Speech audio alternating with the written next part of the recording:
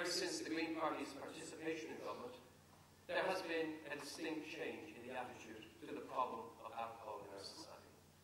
I said it in opposition, and I repeat it here now as a government minister. It is time to deal comprehensively with a problem that has left so much tragedy in its wake. We will use our influence to ensure that the necessary measures are introduced to tackle the alcohol problem.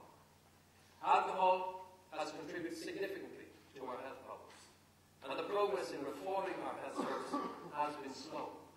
The health section of the programme for government contains a very clear commitment, negotiated by this party, to improve the access of public patients to our health system. Access to health can never become a commodity, and we expect to see tangible improvements in access for public patients at the end of our 5 years in government.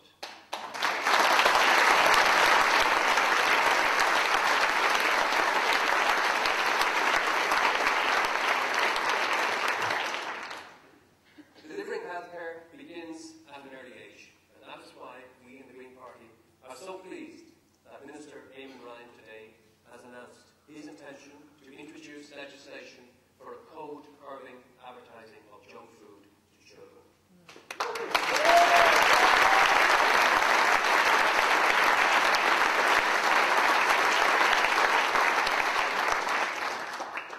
Much of the legislation which we use has its origins in EU directives, and we are very, very proud to be a pro-European party, working closely with our counterparts in the European Greens.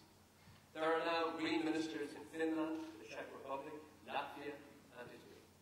And this evening, I would like to extend a very warm welcome to the Czech Minister for Education, Andrej Liška. Andrej is one of the youngest ministers in Europe and an inspiration to all young Greens and to all young people interested in politics. Minic Vivian Deshigum, Lard Australia, Son Rochelle, August Tommy Brodul, Osundation. Witness of Witness Loss, the Lawyer, Son Policy on the Hungarish. So, Realtis Tommy, Cur, Official, Divine. The Irish Green Party is not just a European party, it is also an all-Irish party. And I am delighted, therefore, to welcome Brian Wilson, member of the Northern Assembly, and our Northern colleagues here this evening.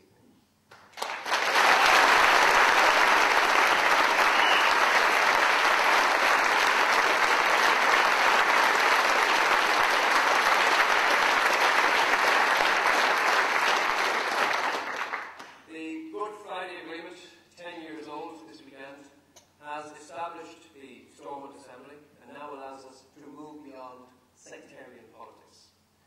Respect for human rights must extend to all cultures and countries. One country which has been exploited and suppressed and suffered for far too long is Tibet. We have always enjoyed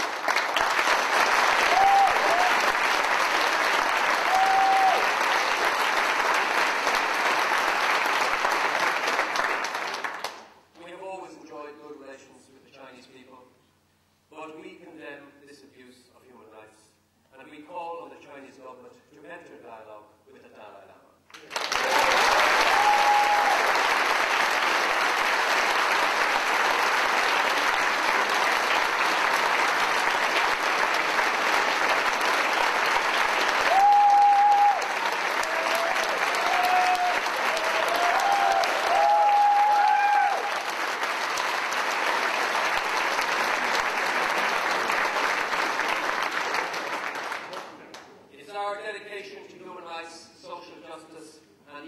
Sustainability, which has motivated this party since its foundation. And it is this dedication which has also motivated our insistence on high standards in public life.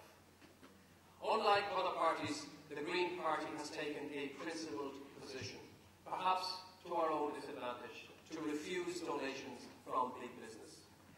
We have always said that we would look after our own political morality.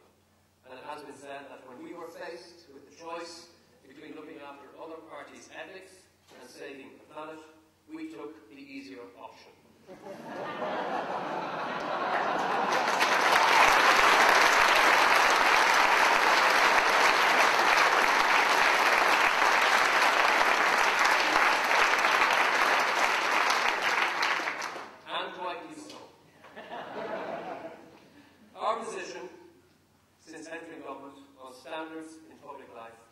has not changed one iota. The Green Party has consistently expressed full confidence in the Mahon Tribunal and expressed the hope that it will reach its conclusions quickly. And it is our fervent hope that all of the tribunals of inquiry will root out forensically every last morsel of corruption from Irish political life.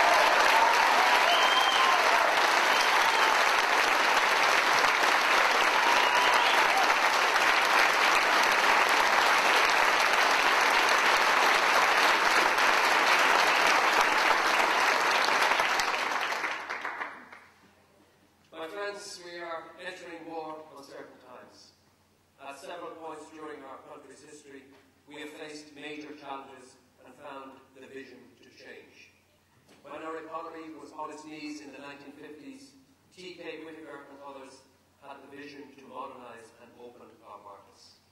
In the 1980s, faced with a crippling national debt, the opposition and government worked together to help lay the foundations for a new prosperity. Over the last number of decades, we've shown the world what an enthusiastic, educated and entrepreneurial country could achieve. Our nation, more used to immigration, has welcomed many thousands of hard-working immigrants to our shores.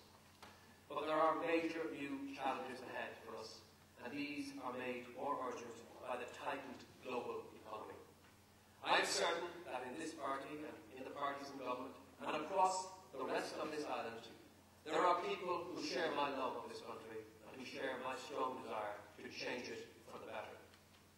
We now have the chance to face these challenges in this millennium together. And yet, this crisis offers our country very, very important opportunities as we move now to a low-carbon society. In the past 10 months, we have shown that we are a party of discipline, of competence, of innovation, a party that is working well with our partners in government. The three Green Ministers are working from early morning until late at night, squeezing every minute out of every day for the betterment of this country. And we are so aware of the privilege we have been given and the weight of responsibility and expectation on our shoulders. There are times when we may fall short, and we ask for your understanding. But I believe that so far, our tenure has been a success story. We have a list of achievements to our name, and that list will continue to grow as long as we are in government. We have a very good story to tell.